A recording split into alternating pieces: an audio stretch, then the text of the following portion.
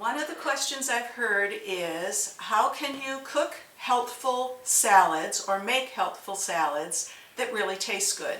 And I'm going to share a couple of simplistic secrets and let you know how I go about this. And the first rule is, forget the sauce, forget the dressing. What you're looking for is picking really flavorful main ingredients, just a few.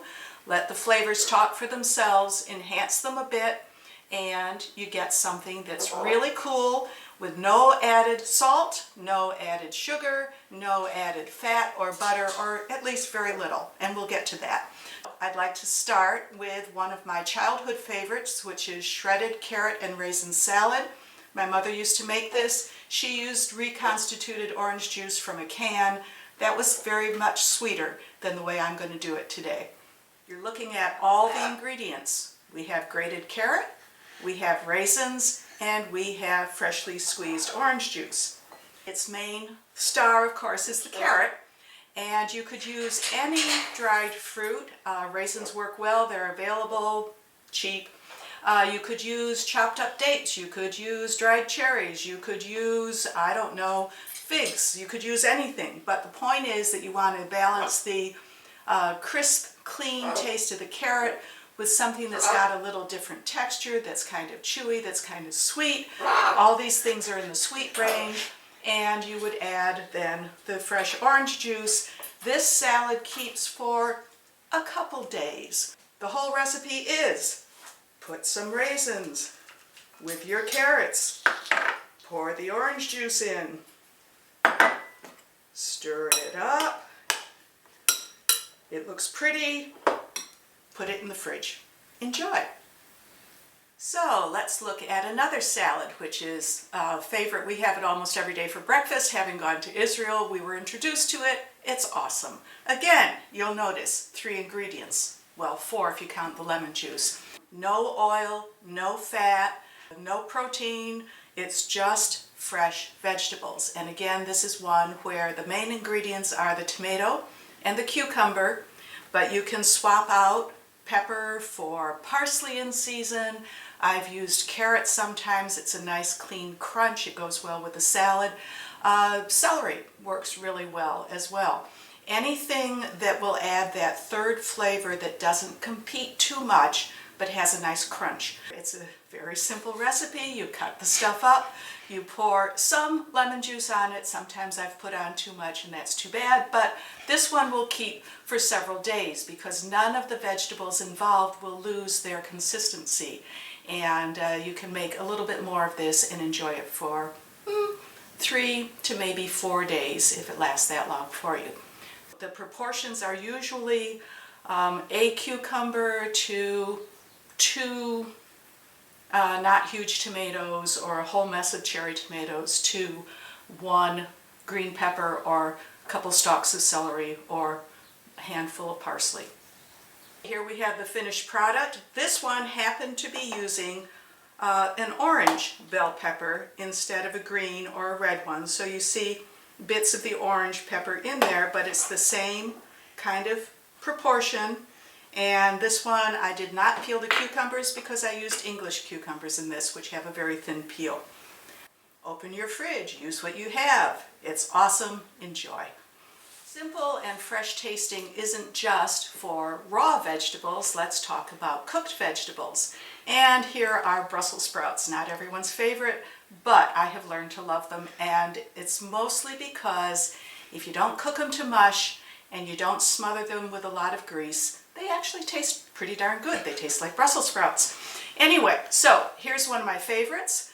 You take your Brussels sprouts, you clean them, cut them in half maybe, more slices if they're really, really big Brussels sprouts, and you're going to want to steam them. That could be a very quick turn in the microwave. It could be over a pot of boiling water, whatever you like to get them kind of crispy cooked. And then just sprinkle a little caraway seed on them if you'd like that flavor with the kind of cabbaginess of the Brussels sprouts, or splash some balsamic vinegar on it. Again, that's a nice contrast. It brings out the cabbage flavor, which is certainly strong enough to stand up to the vinegar.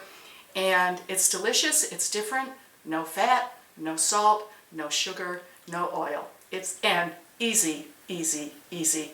Love it. So we've talked about hot vegetables. I'd like to kind of morph into starches because you can have them without a lot of fat and oil and butter and yumminess, even though as I grew up they were better that way. But I have here sweet potatoes and I have parsnips.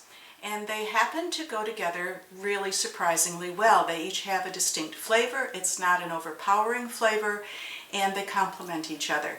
Now, when I was growing up, my mother would cook the parsnips, she would mash them, she would mix them in with butter and cream and salt, and it was wonderful, but this is a different age, and we are doing this more helpfully.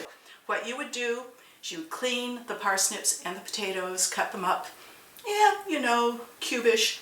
You can either just put them in a casserole dish with a little bit of water in the bottom, stick it in the oven, let it cook for half an hour till they're done, till they're tender.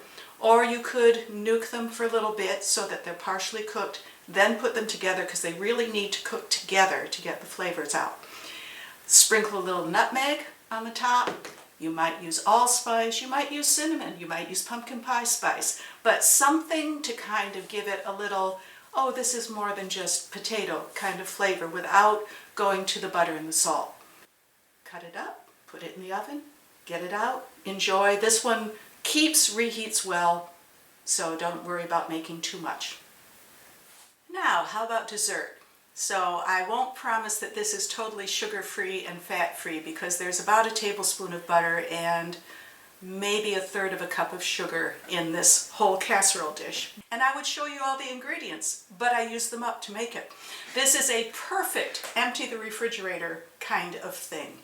So what's in this particular one is pear, frozen berry mix from Costco, a bunch of blueberries that were a little past their prime, 1 apple, and some chopped almonds. And so what I did was I put all the fruits together, cut them up, layer them, put them together. Like you do a streusel, I cut the butter into some rolled oats and added some sugar. And in this one I added pumpkin pie spice. I often use cinnamon. Sometimes I use allspice. It all depends on what I feel like.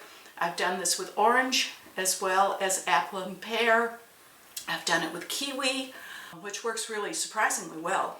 And it's just really kind of yummy, keeps forever, cooks for about an hour until, it's all bubbly. And then you just enjoy. So you put all the fruit in, you sprinkle the streusel on top, you put some more nuts on top, and this is just awesome.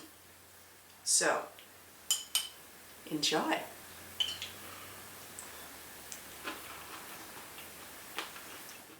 For me anyway, what's been really interesting is not trying to recreate favorite recipes a new way or with substitutes, but to really respect the food in front of me for what it is and work to its strong points. You can really enjoy new things differently, old things differently. It's all good. Enjoy your food. Good night.